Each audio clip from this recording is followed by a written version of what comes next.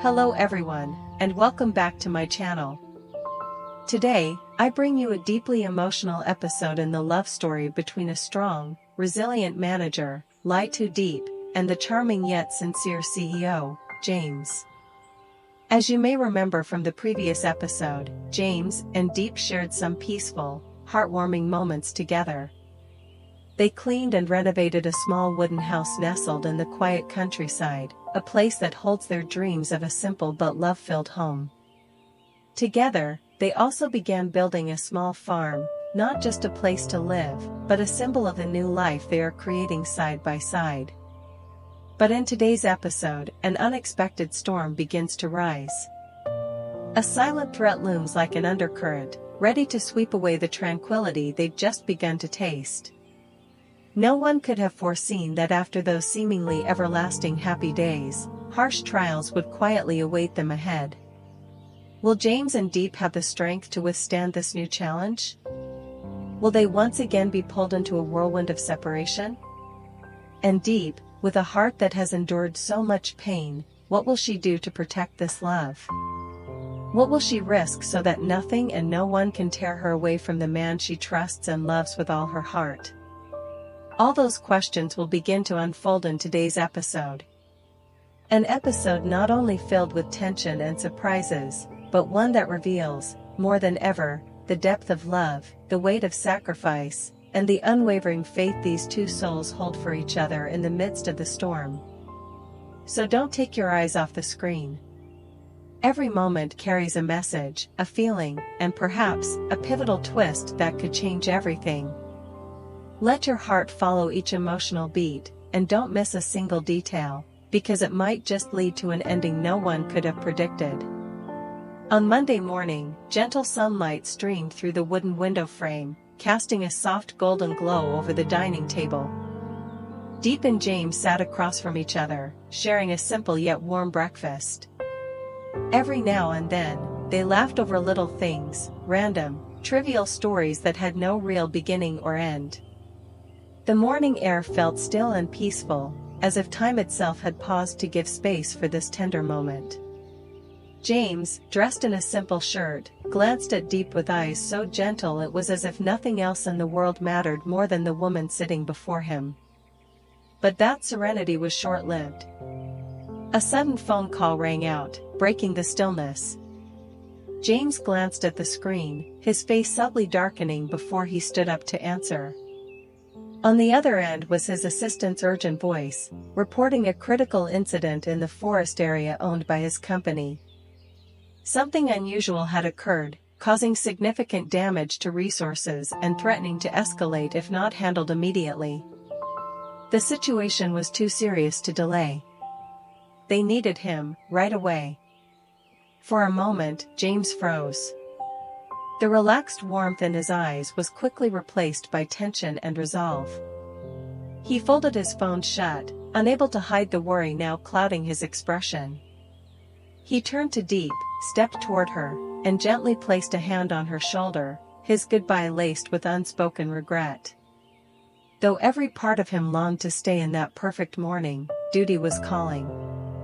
With barely a word of explanation, he left behind only an apologetic gaze and a faint, reluctant smile, then hurried out of the wooden house, leaving Deep alone in the kitchen still warm with traces of his presence.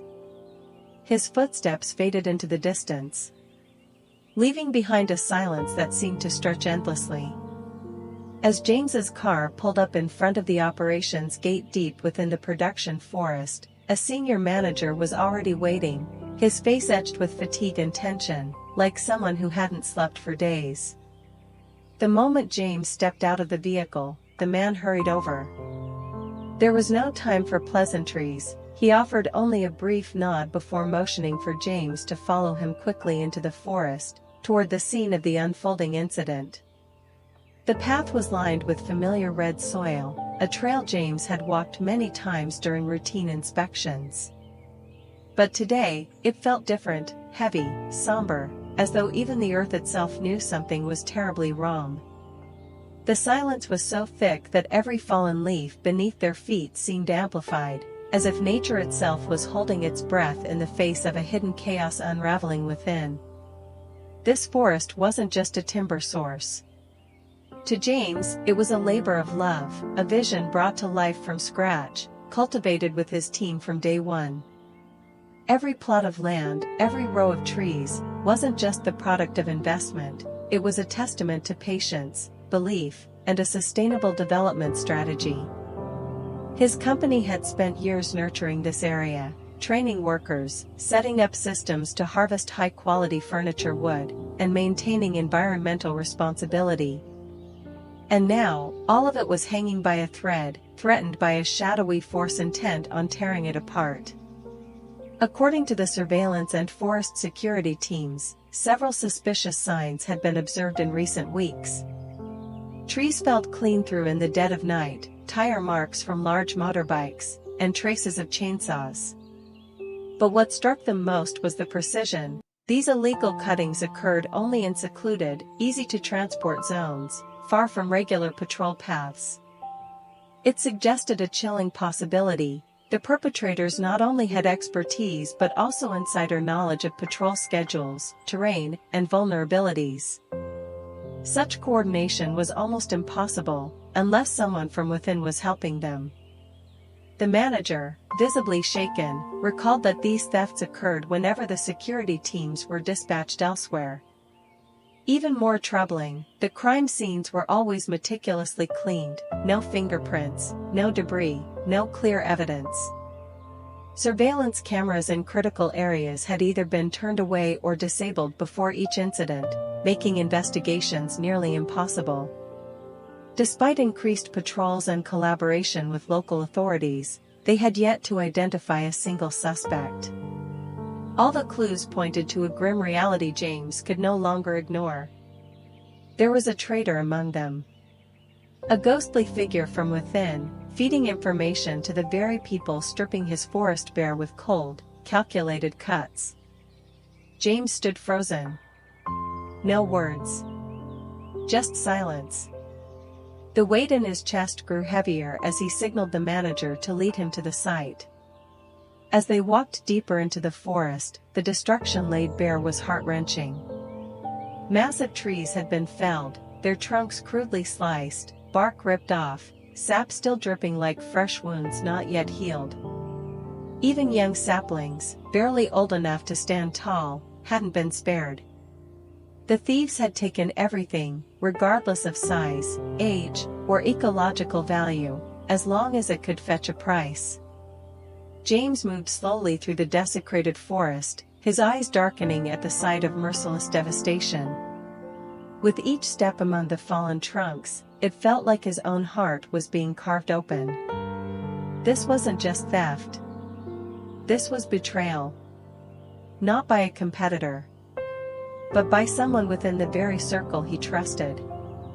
This was a wound far deeper than any financial loss. It was a violation of purpose, of legacy, of integrity. He didn't say a word.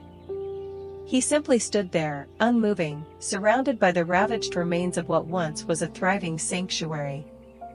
The forest whispered in the wind, its sighs brushing through the leaves like a mourning song, echoing the silent grief of a man facing a kind of loss that had no name. A loss that didn't scream, but cut slowly, like the very blades that had destroyed the forest he once called his own. After witnessing the devastating damage to the company's forest resource area, James immediately contacted the local police to request support in launching a formal investigation. Authorities arrived swiftly, inspecting the scene, collecting evidence, and interviewing relevant personnel. Yet the more he observed the official process unfold, the more unsettled James became. With the instinct honed from years in the business world, he could sense this was no ordinary theft. It had all the hallmarks of something far more orchestrated, a scheme with inside knowledge, executed with chilling precision. James knew that relying solely on the administrative process would be a gamble.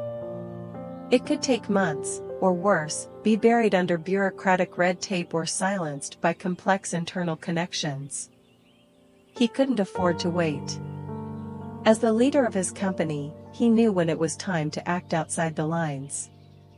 Without hesitation, he quietly reached out to a man from his past, a notorious local land king with deep roots in the area's gray markets. This man was well connected, with eyes and ears across the forests, from illegal lumber crews to underground transport networks. Though James had reservations, he understood that to crack this well-guarded facade, he needed a different kind of approach, unofficial, but effective. The meeting was arranged hastily at a small cafe tucked away in the center of town. James sat down without pleasantries, his gaze cold and focused. After a brief exchange of obligatory greetings, he went straight to the point. From his briefcase, he pulled out a thick envelope, an upfront payment for the task he was about to assign. He placed it firmly on the table, then locked eyes with the man across from him. His voice was calm but sharp. "I want the full story. Find out who's directly behind the thefts in our forest, and more importantly, uncover who inside has been helping them." The Land King, shrewd and practical, didn't reach for the money right away. He simply smirked, nodded slowly, and let out a half-laugh. "I can do that. But you know this already, if the one pulling the strings is one of your own, the truth might not be something you'll want to hear." James didn't respond. He turned his gaze toward the window, where the treetops swayed gently in the wind, still untouched, still unaware of the deep wounds festering beneath the forest floor. Moments later, he looked back with unwavering eyes. "I don't need comfort. I need the truth. Whoever's betraying us, it's time they face the consequences." The man across from him paused, then nodded in agreement. He slid the envelope into his coat pocket with practiced ease. Lighting a cigarette, he stood up and offered one final line. "You'll have your answer soon enough. Now, let me go listen to what the forest has to say." With that, he turned and walked out, leaving James alone in the cafe, still, contemplative, but resolute. He knew one thing for certain. The wheel of truth had begun to turn. That evening, just as dusk was settling in, James received an unexpected phone call from the man he was placing his last hopes in, the local land boss he had discreetly hired to investigate the timber thefts in his company's production forest. A raspy voice came through the line, brief, urgent. "Come to the open lot behind the old lumber depot. We need to talk. Now." Without hesitation, James jumped into his car and drove straight to the meeting point. The lot was tucked away among low hills, a forgotten transfer site once used before the logistics system had been modernized. When he arrived, the land boss was already there, leaning casually against an old pickup truck, a half-smoked cigarette glowing between his fingers. No small talk. He stepped forward and spoke in a low, tense voice. "I've got something new. The thieves, they're moving tonight. Same crew, targeting Harvest Zone 3. These guys aren't amateurs, they're pros. In and out in just a few hours, then vanish. As for the mastermind, still no solid lead. They don't communicate through normal channels. Very discreet. Someone's clearing the path for them in advance." James clenched his fist, his jaw tightening. Every vein in his body seemed to burn with frustration. Even after spending money, even after taking matters into his own hands, he still didn't know who the traitor was. But if another theft was going down tonight, there was no way he'd sit back and let it happen. "Then we act, tonight. I want to catch them in the act," James said, his voice cold and firm. The land boss studied him for a second, then nodded. "All right. I'll bring my guys. You, me, and a small team, we head out before night fully falls. We don't make a move. We stay hidden in the woods and wait. If my source is right, they'll show up around midnight." James didn't hesitate. He nodded once. At that moment, he wasn't the polished CEO anymore. He was a man willing to step into the mud to protect everything he had built. He couldn't let his company be drained away piece by piece. He couldn't let ghosts in the dark strike and vanish as if they never existed. Night slowly descended. The wind whispered through the trees, carrying with it the scent of tension, like the forest itself was bracing for what was to come. James returned to his car, his mind steeled with purpose. Tonight, he wouldn't be a bystander. He would be the hunter. The one who would pull back the veil, expose the enemy, and fight for the forest that had once been the pride of his life. After hours of silent stakeout in the still forest night, wrapped in cold mist and surrounded only by the faint rustling of insects hidden beneath decaying leaves, James's group had yet to detect any suspicious movement. Everyone remained motionless, hidden behind thick branches and dense foliage. Their flashlights stayed off to avoid giving away their position. They communicated only through glances and quick hand gestures. Not a single sound was made. The quiet was so absolute that even the snap of a twig sent jolts of tension through the team. The prolonged stillness took its toll, fatigue crept in, and focus began to slip. James checked his watch. Past 3. It was already deep into the night, yet there was no sign of the timber thieves. After a moment of consideration, he signaled for the land boss's men to pull out. They nodded, disappearing quietly into the darkness. But James stayed. Something in him felt unfinished. Driven by instinct, he quietly circled the harvest zone one last time, footsteps soft against the damp earth, eyes scanning the underbrush, ears tuned to the faintest sound. Then, he froze. A subtle noise from the narrow path skirting the forest edge. Not the sound of animals. Not the wind. Footsteps. Human. Careful. Deliberate. James crouched low behind a thick tree trunk, heart pounding in his chest. In the dim moonlight, he saw them. Figures moving through the trees, familiar, stealthy, practiced. They carried dim flashlights, compact chainsaws, and specialized tools for quick, silent tree felling. Every move was coordinated, professional, clearly not their first time. James narrowed his eyes. They inspected trees that had been marked earlier, proof that they had scoped the site before. Someone had given them access, clearance, perhaps even cover. He reached slowly for his phone, ready to record. But the moment his hand lifted, one of them turned. A beam of light swept across the trees, faint, but just enough to catch his hiding place. A moment of deadly silence. Then, "Hey! Someone's there!" Chaos erupted. Before James could retreat, the group rushed toward him. He turned and ran down the slope, but only managed a few steps before a brutal blow struck the back of his head. A sharp pain. His vision shattered. Everything spun out of control. He tumbled violently down the hillside. Brush and roots tore at him. Cold stone smashed against his limbs. His body rolled and crashed in helpless spirals, through rock, mud, and thorns. When he finally lay still, blood trickled from his forehead into the dirt. The thieves stood still above, stunned, but only briefly. They assumed he was dead. An accident.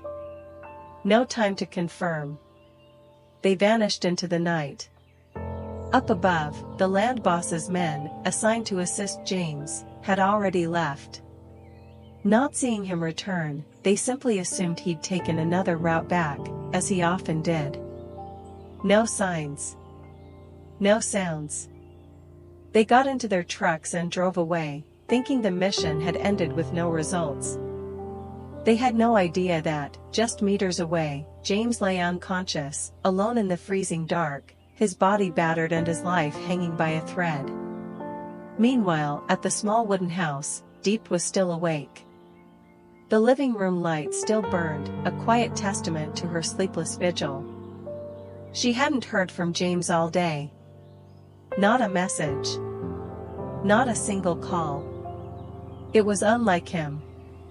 Meticulous, thoughtful, no matter how busy he was, he always let her know. But today? Nothing. Her gut told her something was wrong. She had called him more than 20 times.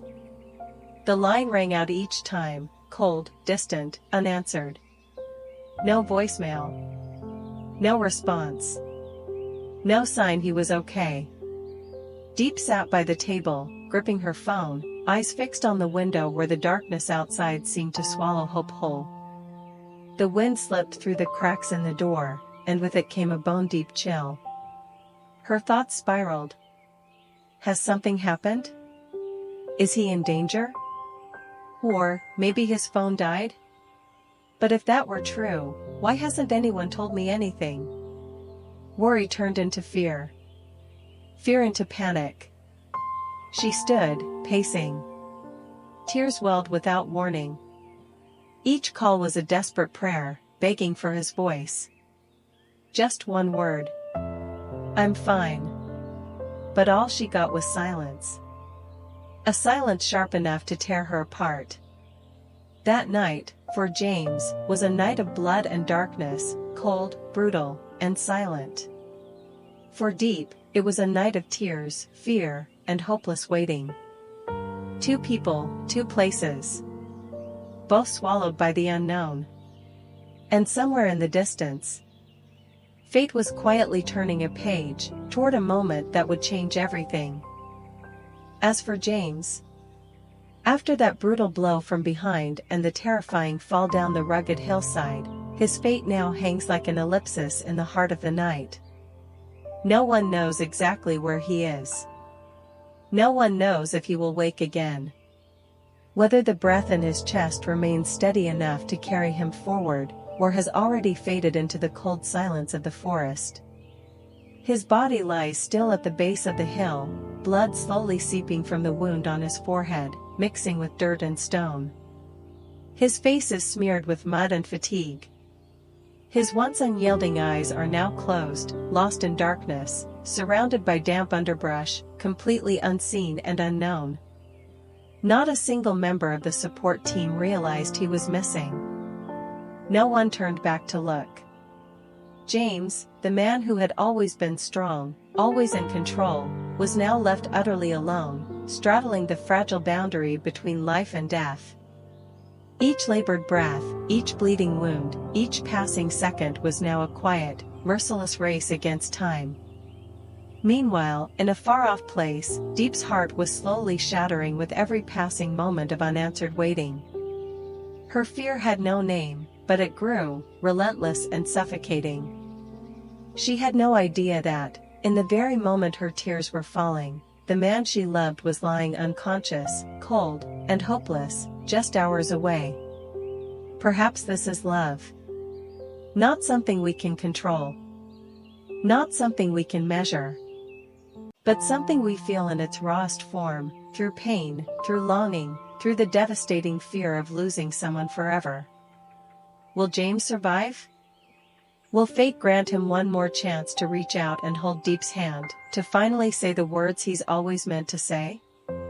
Will their love, already tested by so many storms, have the strength to overcome the most brutal trial of all, the space between life and death?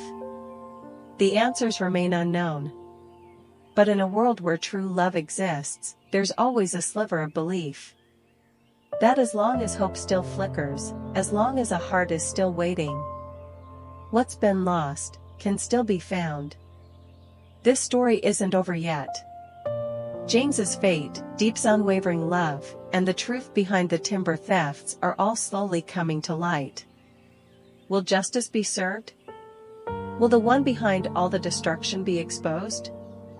And most importantly, will this love, pushed to the very edge, find its way home? All will unfold in the next episode. Stay with us, because what's coming next will change everything. Si chào tất cả mọi người. Cảm ơn mọi người rất là nhiều vì mọi người đã dành thời gian để theo dõi video của mình hôm nay. Thì trong tập hôm nay thì James và Diệp thì đã ở bên nhau rất là hạnh phúc. Nhưng mà có một điều rắc rối đang xảy ra với James, đó là những thứ liên quan đến công ty của anh. Hiện tại công ty của James thì đang gặp phải một số khó khăn, đó là đang bị kẻ xấu hãm hại. Hắn thì đang nhắm vào cái khu vực rừng gỗ của James. Bọn chúng lợi dụng khu vực rừng gỗ ít người trông coi nên đã thực hiện những hành vi trộm cắp.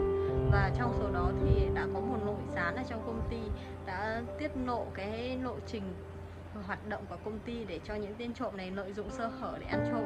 Và James trong lúc truy bắt kẻ trộm thì đã bị bọn chúng tấn công và đang bị ngất.